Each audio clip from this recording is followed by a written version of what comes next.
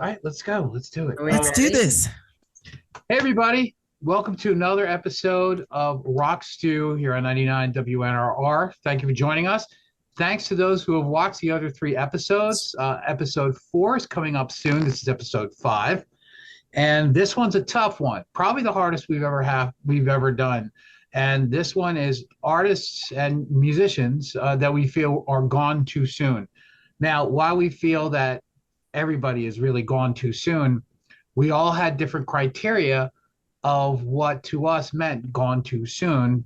And I'm going to ask the panel right now what their criteria was so you guys can see that, we weren't working with the exact same rules.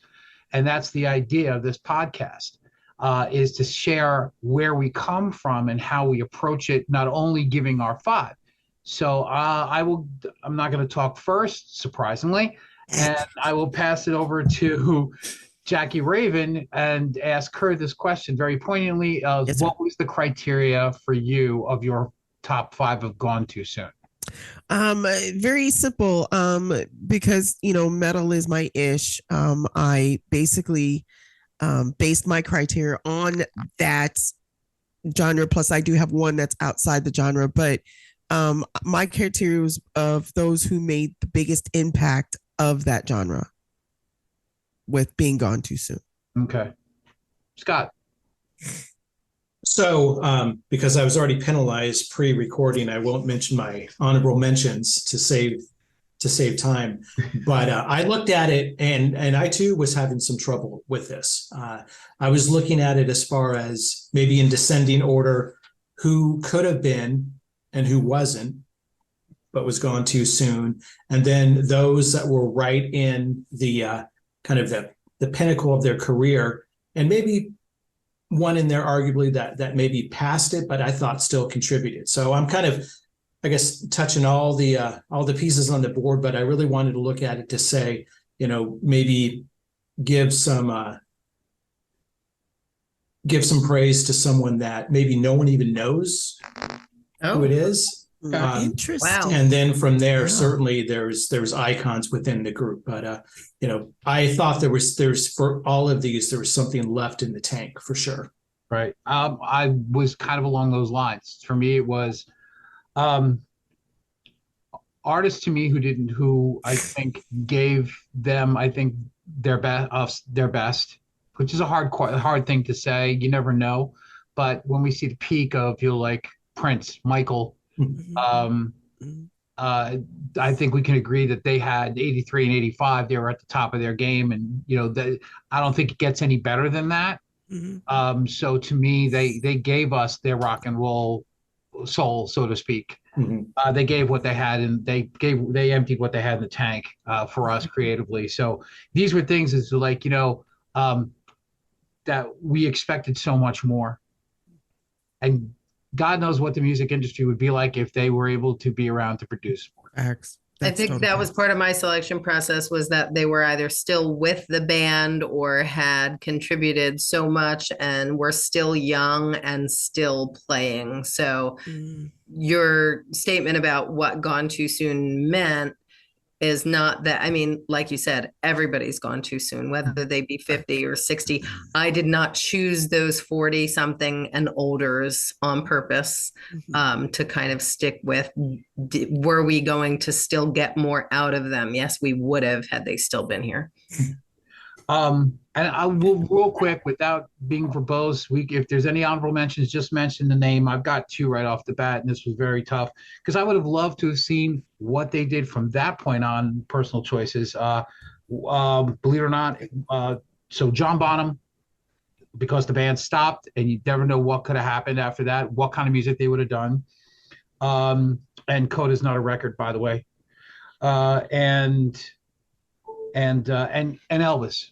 I would have liked to have seen where he would have gone if he cleaned up, and what that next record would have been. If he got the help that he needed and cleaned up, I'm very, very curious to see what kind of music he would have done.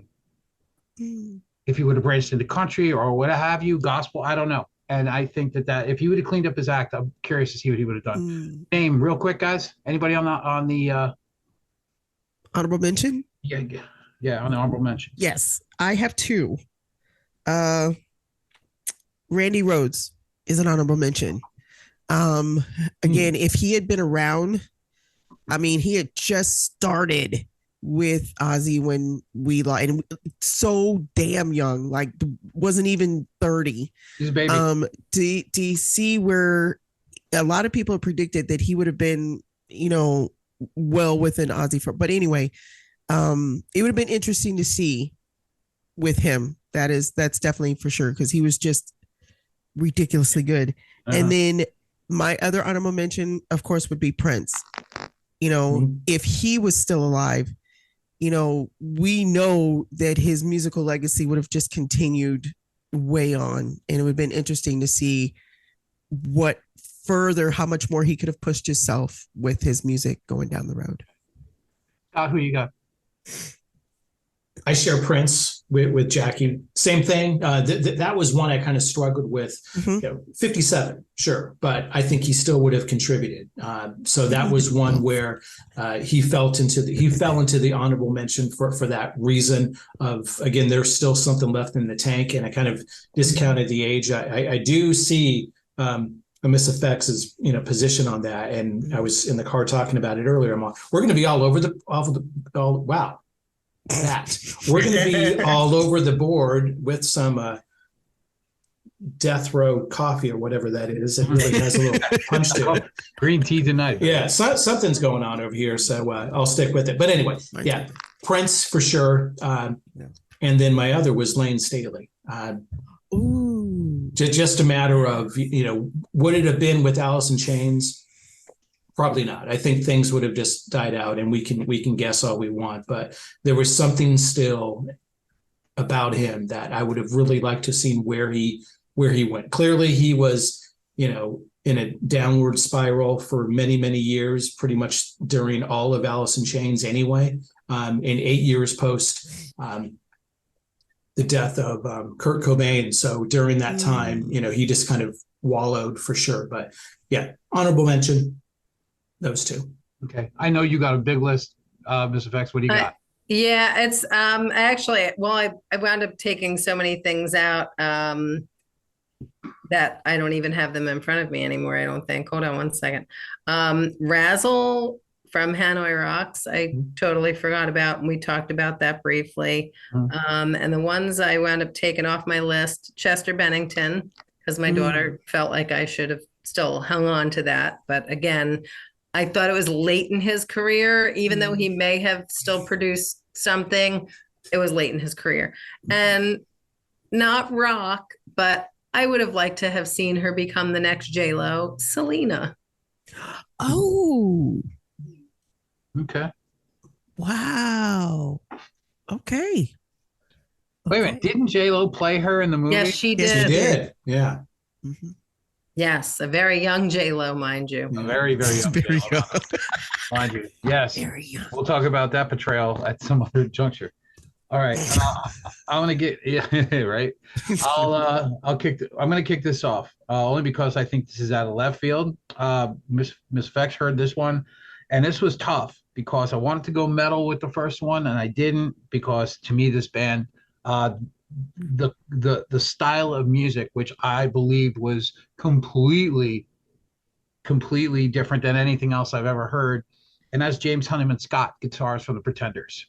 Those first two records are amazing. They're cutting edge. No one's ever heard a sound like that. And then nothing. That band completely changed because the bass player died, and then she had to pick up the ball and run with it. But yeah, to me, the sound even completely changed. Who knows what that band would have done? And he was the founding member of the band, and I think the reason they had their sound. James Honeyman Scott, my first one, gone too soon. I'm going to have to go second because I have the same number 5. Are you guys related? Wow. Wow.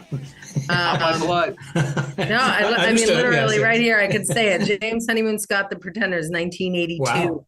2 days. Uh-oh. After the dismissal and death of Pete Farndon. Was found dead in his girlfriend's apartment of heart failure caused by cocaine intolerance. I'm not sure what the definition of cocaine intolerance is, but only Maybe 25 when years you do a of half, doing so much of oh, it. when you do a half a key in one sitting, yeah, that's a problem. You think maybe just a Yeah. tad? All right. Man, I hate when it happens. Yeah. Damn fan just blew my teeth. Just blew it right in the cup. Blew it right in the cup. All right, here we go. Who wants to go next? Raise your hands. Scott, you want to go? I'll go.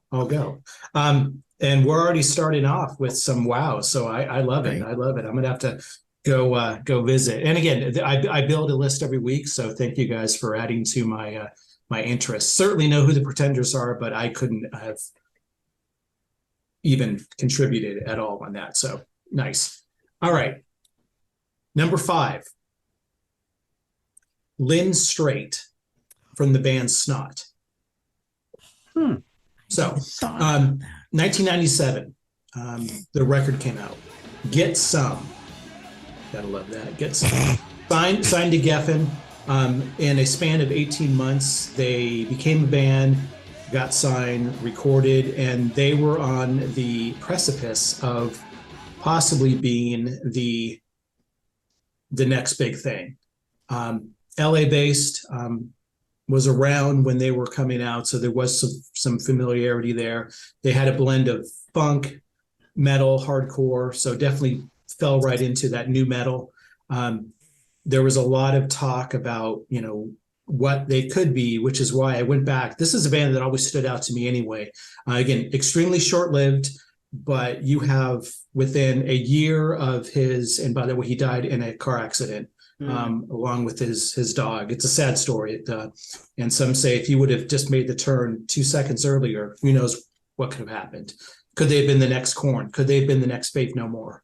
Ross Robinson was queued up to do their next record right on the heels of what was happening with the first and then going into Ozfest and everything around it. So again, you never know, right? But to me, when I look at just in the new metal phase, and I'll mention somebody else that could have definitely changed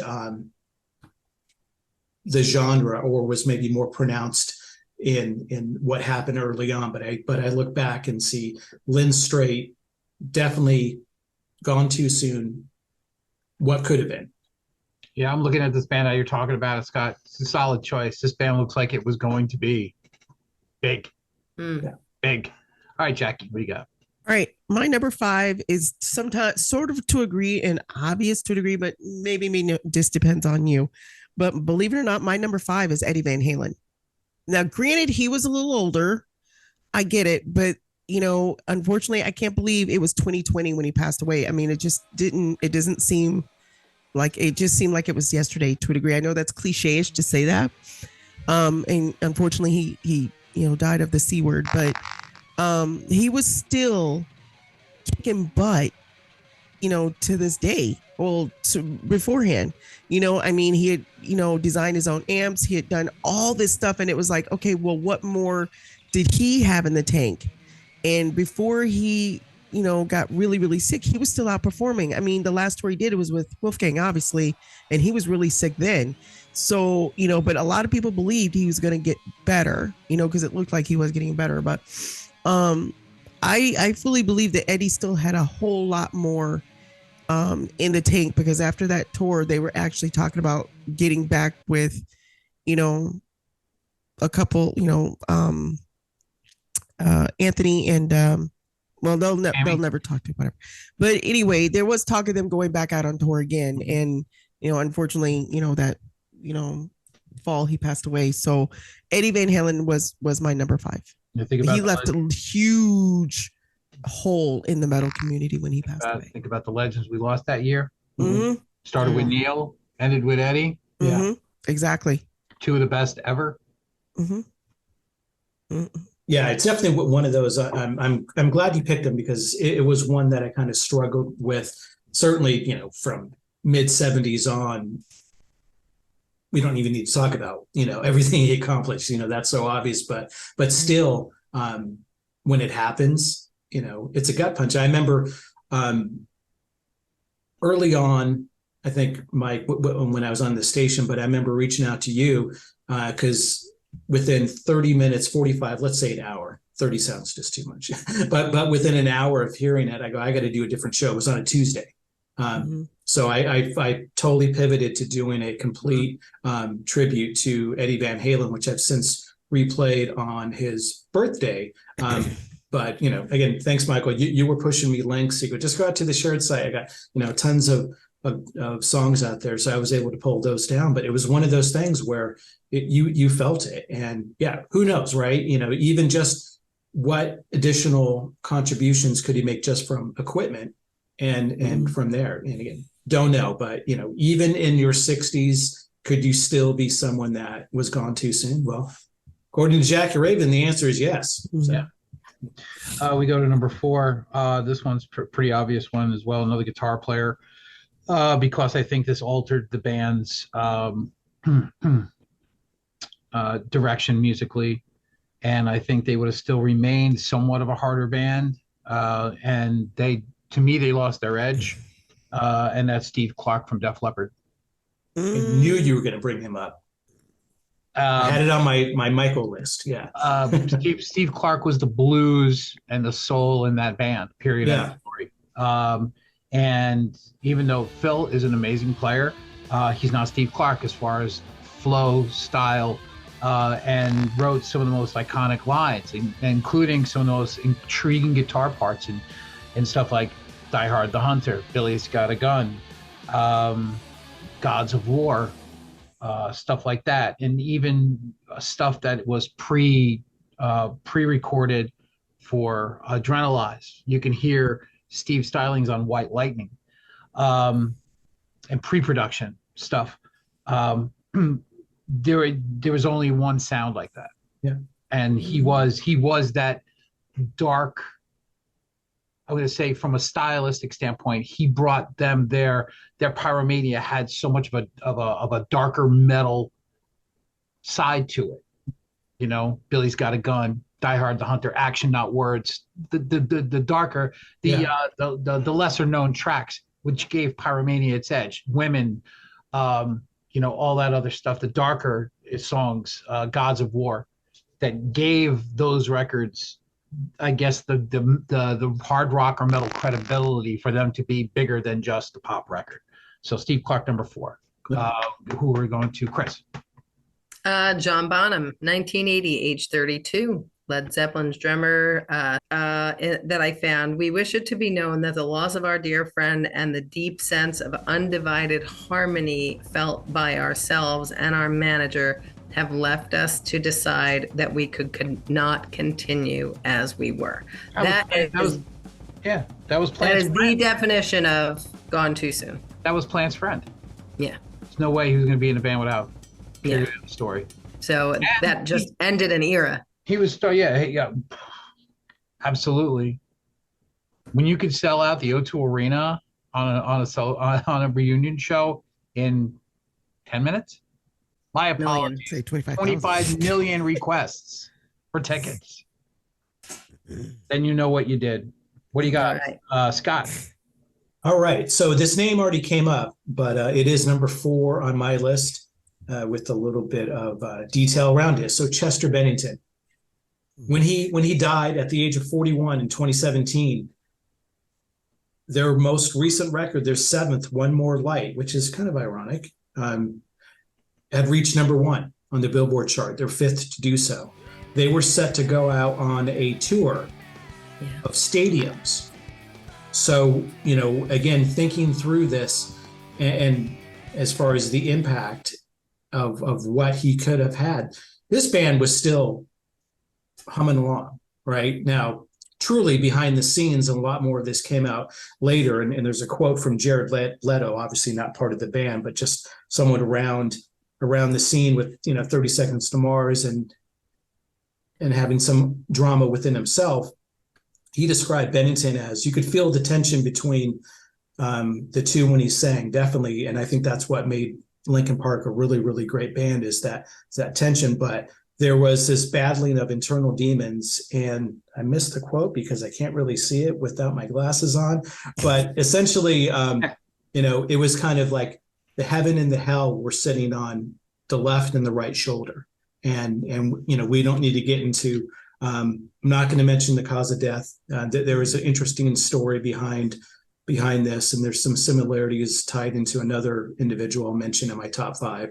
But again, when you look at it, this was someone that had drug problems and had a really, really rough life. And it still goes to show you, and sometimes that's the reason why you can be such a great artist, because of that inner turmoil. If you wake up every day and you got a nice warm meal and you got a lunch and you don't have to worry about things, you're not really as motivated, right? So when it comes down to it, this is someone that, again, that they were still moving along. It's pretty hard to beat 10 million on your debut, but they sustained it for a couple decades. And I still remember my son singing "Shut Up When I'm Talking to You" before he could even talk.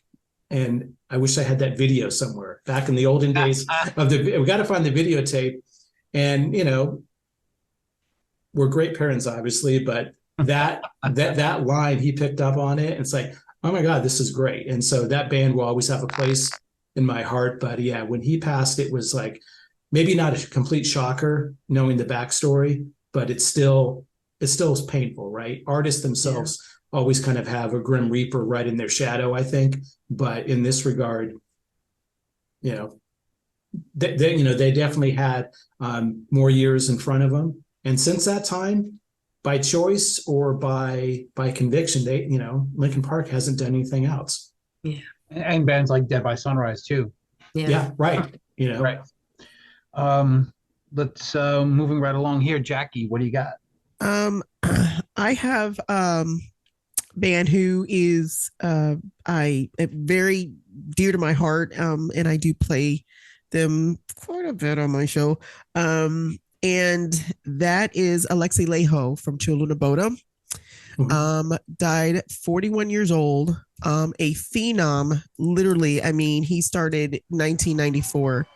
When he passed away, he was only 41, but he had just phenom is just an understatement. I mean, he was slated, his band was slated to play Wacken that year. I mean, Eddie died and then Lexi died right after that. And they literally, not that they were going to cancel Wacken, but they literally, which is unheard of, literally all the backdrops at Wacken that year were of Lexi Laiho because of the fact of the impact he made on metal, not only in the Swedish, Finnish, whatever European community, but here. And it was interesting that a lot of people over here didn't really know Children of Bodom, not unless you knew of them. Yeah. So, which was kind of sad, because if he had done a stadium tour over here, it would have been just blown up insane. So, 41 years old, and he just, I can't say enough. He had his own demons, and he was out front with those demons when he did interviews. But the fact that the man, just from 1994 all the way up to 2020, almost every year and a half, he was throwing out an album. I mean, it's just insane phenom. And breaks my heart, but you know what? Just an amazing dude. This was my number 1. I shoveled it to number 3 after rethinking it. But and I'm going to go through these a little bit more quicker, because I want to make sure that we're getting all this stuff in time. Is Cassie Gaines, Steve Gaines, and Ronnie Van Zant from Leonard Skinner and that fatal plane crash in '77. Talk about a band with promise. Talk about a band that was going to be even so much bigger. I mean, you talk about the iconic bands. They were along the lines of your Zeppelin, your Pink Floyd, your Queen. So was Leonard Skinner with his many classic tracks, and God knows what that band would have done. Cassie Gaines, Steve Gaines, and Ronnie Van Zant, all legends. Yeah, absolutely. Number 3. Respects. We got number 3, Steve Clark of Def Leppard, 1991. He was 30. And what I didn't know was that Clark actually co-wrote or wrote 90% of Def Leppard's That was music. that was So my point. that was the prime. I mean, you were naming like songs, but 90% of what you did, how that just changes the course of what comes out of of the band going forward. But that was throughout his career. And the remaining Def Leppard members did decide to move on after Steve Clark's death, but clearly, changed. They would then record Adrenalize as a 4-piece and then release the song White Lightning, dedicated to Clark's passing. Yep. Scott, who you got? Number 3. I have a question on that, but in consideration of time, I'm just going to say, why was Vivian Campbell so underutilized? It seems like from the heavy side that he could have gone in there, but that's a good question. Yeah. I think that's a fair question. Yeah. New guy, brand, style. Yeah. He is a heavier player. Not much of a songwriter, though. No, but they had Phil Collen playing his parts. Right, so. but what I'm saying, well, he wasn't in the band when they recorded the thing, that the album Adrenalize. He was there afterwards for the tour. Right. So they decided on Vivian afterwards. But yeah, it's a good point with Scott. Why not stay a little heavier? I think they bit the poisonous apple, so to speak, and they kind of liked it. Pop. Well, yeah. If you're looking at a couple of Diamond records in a row, it's kind of hard to argue, right? So yeah, the formula works. So yeah. What do you got, bud? Number 3. Mm-hmm. So in a lot of ways, this individual kind of his passing was the first great loss of heavy metal as an established genre. I'm speaking of Randy Rhoads. Again, he was a kid. 82. He was just 26. And, from there were stories that he may have given up touring, given up playing with Ozzy, wanted to be a teacher. He was definitely kind of a shy, humble kid from things I read. Clearly didn't know him, but I did have a best friend, and still in that category. He was a dead ringer for Randy Rhoads. He looked just like Randy Rhoads, maybe a better choice of words. Wow. But in that regard, I think the impact just on those first 2 records, right there, he's the epitome of what could have been, and could have gone off and just been a teacher, could have just had an influence in an entirely different area. But there's an impact for sure. He was right there, Scott. He was right there along with the other like 5 and just afterwards, because I just look at how much success he still had afterwards, and I was like, well, of course Randy was so important to the genre and so important. But I just, when I think of Bark at the Moon, Ultimate Sin, and then he went on with Zach, and Zach was picking up the slack and stuff like that. It was just like, what? And I'm not belittling Randy at all. No. One of my favorite guitar players of all time, top 3. It was just like the music kept coming and it was similar. Yeah. So who was driving that concept? Who was asking them to play in, minor scales and stuff like, and doing all the things that Randy did to a T. Yeah. And I was just like, yeah, but Blizzard of Oz, it's 5B. It's easily 5B. Well, Blizzard of Oz wouldn't have had the success without Randy. Oh, without a doubt. But he was also, Sharon ran that whole thing, and I could see, I could see him leaving. He already had Quiet Riot.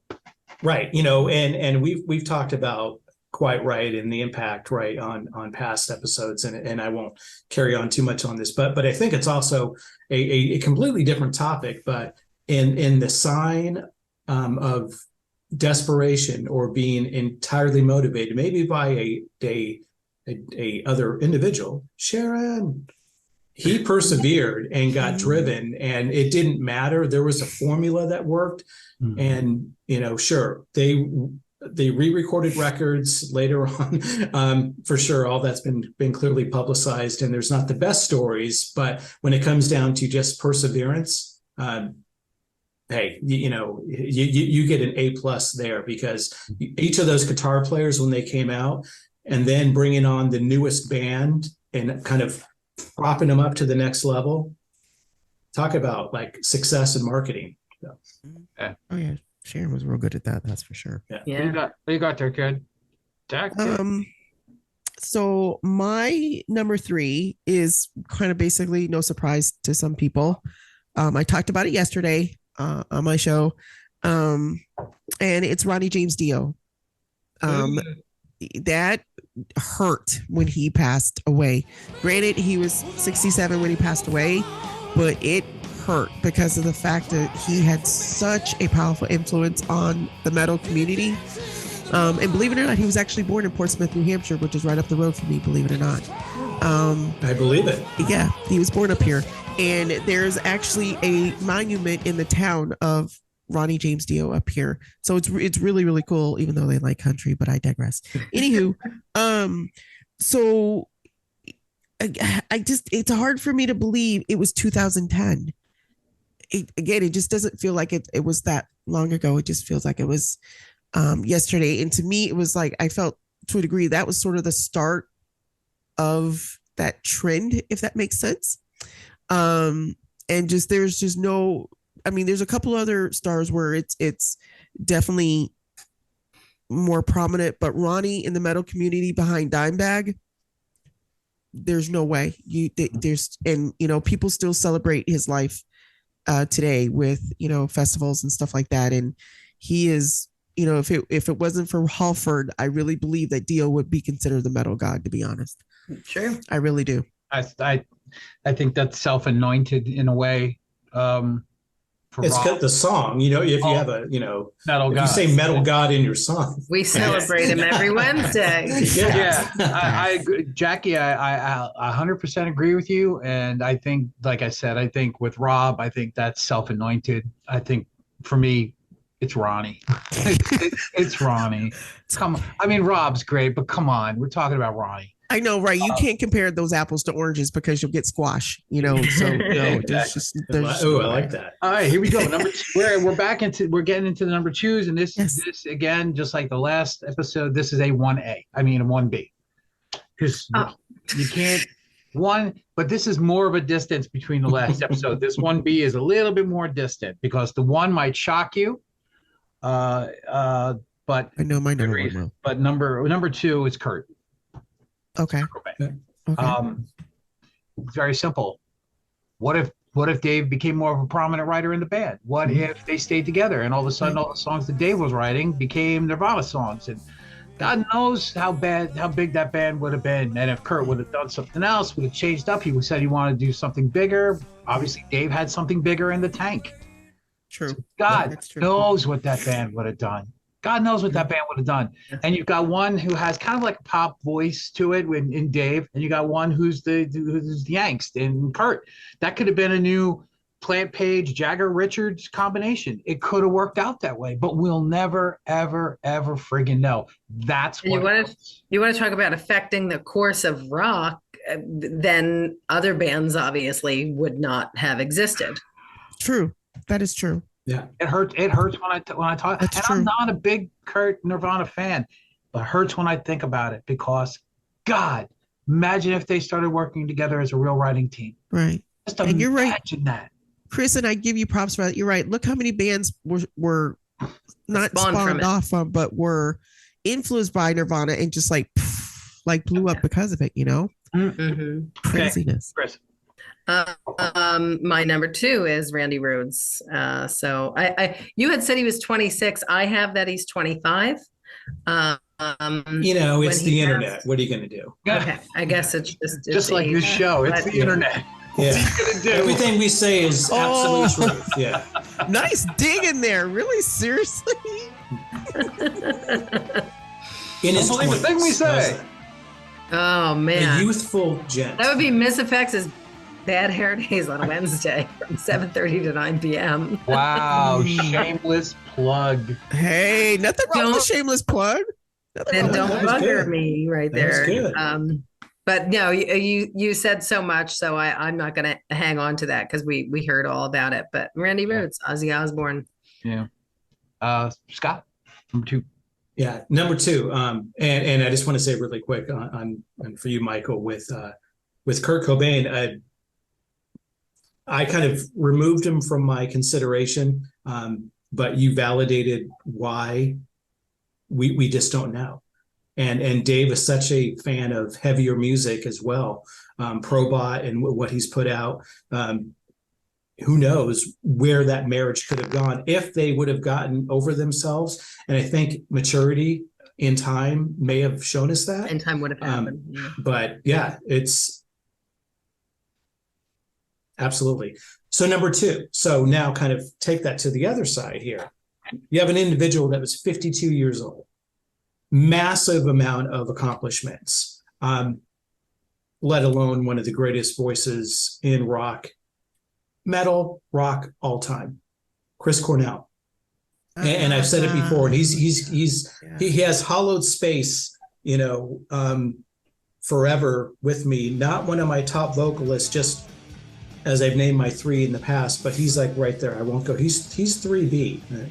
He's 3B1, but no, he is really right there. And if anything, talking about him over the last few weeks when we've done these episodes, it's growing even greater appreciation for him. But I think part of it is during that time they were still, when he died, Soundgarden was touring. That was the Soundgarden tour, and just talk about what's in the tank. He had a whole other canister, like on an 18-wheeler that was pulled behind. He would have been one of those artists that in their 70s, if they make it that long or greater, that would have continued to contribute. I really think so. And again, would he have gone into a more mellow route? Who knows? But I still think it's just a matter of just as a songwriter, just as the influence, just as the feel.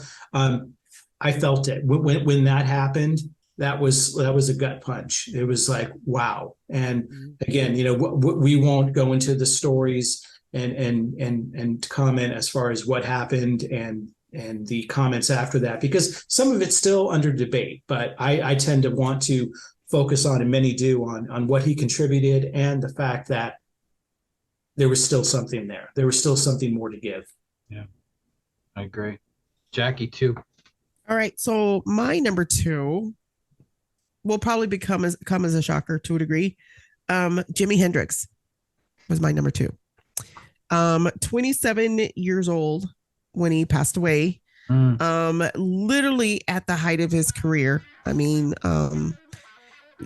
there was just no words. I mean, my mom said, or she told me, granted I was a kiddo then, but she told me that literally it was a lot of people, it was walked around numb for like a week or so because of the fact that he had even though he was on the scene for such a short time, he had such a huge impact within the industry. So for him to go at 27, it's just crazy. And it's like, if you read his story, it's like he wrote all his stuff, he wrote all the music, this, that, and the other. And, I'm not going to say it is what it is, but can you imagine if, I don't know if he would have lived this long, but, could you imagine going into those years, what he could have done, like collaboration with other artists maybe, or done whatever? It would have just been sick. Mom said that she thought that him and Stevie,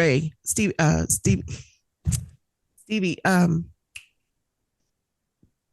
on, help me out. Ray Vaughan. There you go. Yes. Would have made you had it right. You were getting there. Okay. She thought that those two would make a huge collaboration. It would be ridiculous if those two ever got together. So, and they're both gone. So there you go.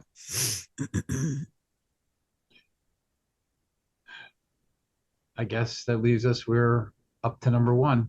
Mm-hmm. Oh, wait, let me say something really quick. Did you know that speaking of combining last week with this week, did you know that Soundgarden was in 9 soundtracks? 9 soundtracks. Soundgarden songs. I did not know. Nice. That's pretty impactful. Did they beat Cheap Trick or no? I think Cheap Trick still beats. Cheap Trick got. Oh no, they beat everything. When you're the title cut to a B or even C movie called Spring Break, you're the Spring Break. Soundtrack. Yeah. Remember that movie? Spring Break? Great movie. Those B movies, those early 80 B movies were class. For 2 decades. I mean, you want to talk about impact. I'm just adding to Yeah. the impact of that loss. It's absolutely, Yeah. absolutely. 2 decades of soundtracks. As a matter of fact, there was something on the Vice channel. They do all those, what happened or resolve the thing, and they're making their top 10 list themselves. And one of their episodes was Chris Cornell, and there was specific footage of this one outdoor show he did when his hair was short and he was singing all the acoustic stuff. And I was looking at it, I'm like, yeah. I said, yeah. And first thing on my mind, I go, yeah, that's going to be on Scott's list tonight. Easily. Who's your number one? And for good reason. Well, I'll tell you, when people say, it's easy to say, yeah, I thought about this. I said, would I choose Elvis? Would I really choose Elvis? And why isn't Elvis in my top 5? Because I do think, like I said earlier, if he cleaned up, I always wonder what he would have done. But to me, there's a song about it. To me, there's no more tragic loss, I think, for rock and roll. And rock and roll could have ended right then and there.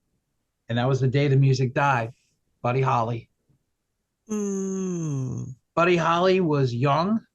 He was the face of rock and roll, even though it was 59. He started at 15 years old in 1951. That sound before Elvis even came along.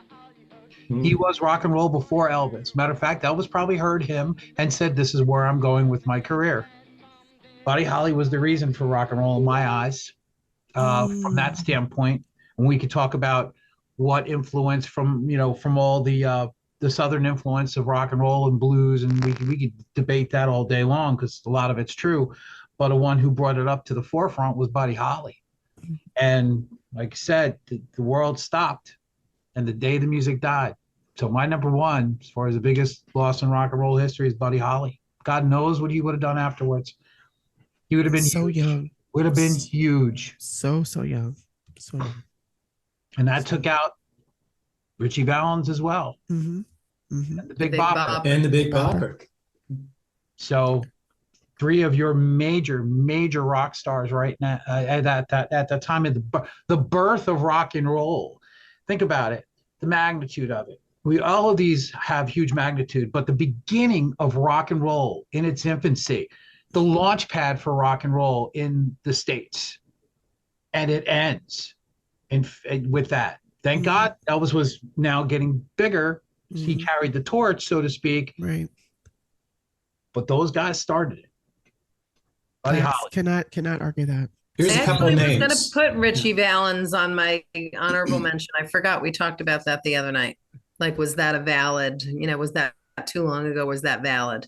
Richie Valens. Anyway, my number one, of course, also in honor of Pride Month, Kurt Cobain, 1994, age 27, part of the 27 Club. There was we've touched on a lot of things about music before, but I'm going to talk about 2 things that we didn't talk about. And one was that as he became famous, he began speaking out for feminism and gay rights and never stopped. He was decades ahead of his time in standing up for women and gays, and had, like, in a male-dominated rock world. So he was very supportive in getting women seen and heard during that time period. He wrote, "Don't come to our shows and don't buy our records if you're not open-minded," basically. And then also Jay-Z said of him about putting a pause in the hip hop movement. He says it was weird because hip hop music was becoming a force, and then grunge music stopped it for 1 second. Jay-Z told Pharrell Williams in 2012 about his during his book interview, "Those hair bands were too easy for us to take out, but when Kurt Cobain came, it was like we gotta wait a while." So I thought those were just 2 very impactful things about his presence. Yeah. And one quick reflection. I remember being at Trenton State College when it happened, and we were having a there was this one house that all of us artists, our graphic artists, our fine artists used to hang out with, hang the wine drinkers, the smokers, and everything like that. It was kind of our place to party where we would commiserate and get absolutely, crazy in the confines of this rented house. It was kind of like our own fraternity, sorority, combined co-ed craziness. I remember walking in, it was a party, and walking in, and everybody, we were all huddled. Next thing we did, we were all huddled around the TV. Was this Sean and Danny's place? Drinking. No, it wasn't Sean. No, okay. It was Harbath's place. Okay, right, because this was a year earlier. Yeah. 1994. And then we met. Right. At college. We met in 95. Yeah. But just to show you what it was, is that these people were very, very close. They were part of the artistic community. So they believed and they had faith in everything that was put out by them. And that was it was a heartbreaking scene to see. Just all these people. There had to be 35 of us and huddled in a small room with a small little TV. No great shakes. And we all sat there watching the MTV reports and the constant videos and the constant Kurt Loder and the whole 9 yards. The mass collection of people that happened in the park and stuff like that. So yeah, it was, talk about something memorable. And I remember that I was awake when I heard when John Lennon got shot. I actually heard it as it happened over the radio at 12 something in the morning. They announced on ABC's Monday Night Football. So yeah, that's right. Yeah, but sure did. Definitely, definitely, and not to belabor that. Two more number ones. Scott, what do you got? Yeah, love hearing all the comments on there. Definitely reflecting and definitely looking at things in a little bit more of a kind of a different position. I know I'm repeating myself on that theme, but it's good that it comes out in this conversation. So number one, of all the young talents lost in the world of heavy metal, there was no one that had a sting quite as much in this time as Cliff Burton. He was the true musician of Metallica. He pushed them to the next level. Before he was even in the band, they, Lars and James saw him playing and were just marveled by the sound that he put out, and this kind of just wild guy, but he was just such a free spirit, and there was just so much more. To be mindful of anyone that's going to check our facts, he was young 20s, 24, but young 20s, just so that way we go ahead and give a range. But Orion and the Call of Cthulhu, you listen to those. Would the Black Album been, well, even with Injustice, where would have Injustice gone?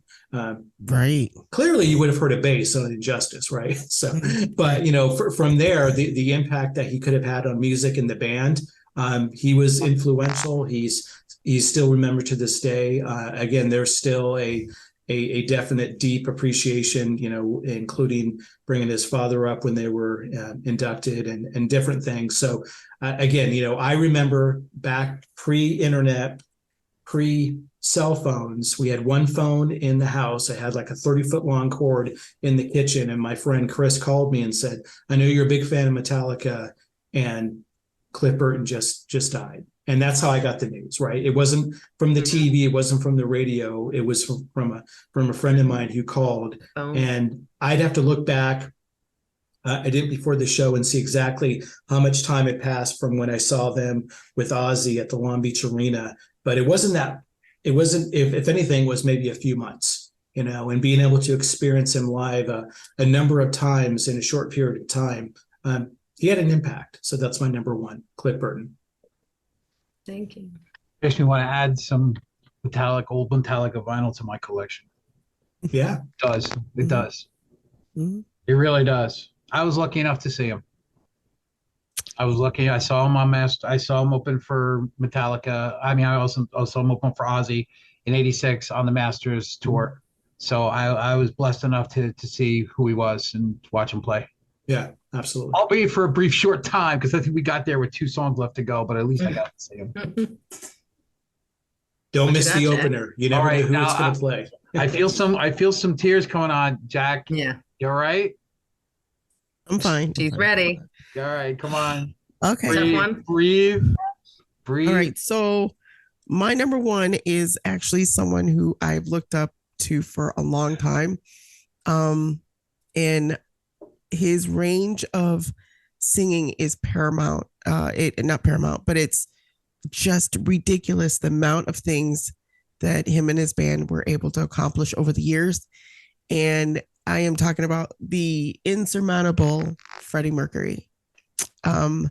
He just put it out there when nobody else, his voice was one thing, but the fact that, he had no problem showing off for the fact that he was gay, and, he caught so much hell for it.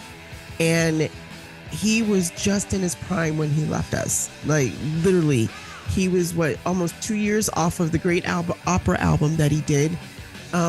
He did Flash Gordon the band did Flash Gordon back in the 70s, which is the second major band who did Pinball Wizard, the Who did Pinball Wizard, and then Queen did Flash Gordon. So how could you not think of Freddie Mercury as being gone too soon? I mean, in my opinion anyway, because he just brought so much to the table. And could you imagine if, considering what he passed away from, where we are today, he would have been alive today. He could have been, yeah. He still would have been alive today and still would have been kicking butt and taking names. I mean, the band is still obviously active. Adam has done a really good job with them, but he's no Freddie Mercury. You can never, ever, ever replace Freddie Mercury by any stretch of the imagination. Oh yeah, no, absolutely not. Absolutely not. As a matter of fact, we haven't done vocalists, but I mean, he's on everyone's. He's number one on everyone's list. He's yeah. Rock vocalist of all time, range, style. He could do anything. Writer. He could do anything. I mean, the guy was genius. Absolutely. He literally saved the careers of Brian May and Roger Taylor after their band Smile blew up, became Queen. Smile became Queen. So and look how much they exploded. Like, literally just exploded. Pushing boundaries. Major boundaries. Pushing boundaries. And Jack, I think about that a lot. I think about, considering that there's people who are surviving it, medications and all that stuff, and just like people with cancer and stuff like that, I think about that a lot. What if the medical, and I always get angry a little bit when I'm like, they better have not had it and hit it, but I'm not going to. If it was a different time. I don't get into those conversations, but yeah, that alone shakes you. And I don't know how many times you could watch the movie or read the book. And I'm friends with the woman who actually wrote the book on Facebook. I've been trying to get her on. I want to bring her on, actually, to talk to her about it. So maybe one time, instead of a top 10, maybe we could maybe grab a hold of her and see if she'll talk about it. I think it's a good conversation. Before we get on out of here, I just want to. This is a tough one emotionally for people who love music. I think we all agree upon that. And I want to take just an opportunity. I want to say thank you to all you guys for going down some rough. You had to go down some rough emotional states to go through this list. And I wanted to let you know I'm cognizant of it and I'm appreciative of that. So thanks to you guys for being part of this one. Thank you. Thank you. It was tough. It was tough, but it was I think it was good talk. Absolutely. Agreed. Absolutely. We don't know what we're doing next, but be rest assured, we'll be back with It'll be more. something. Yeah. It will be something. Right here on Talk. I almost said it wrong. My God, Rocks, How dare guys you? out. Peace. See ya. See ya.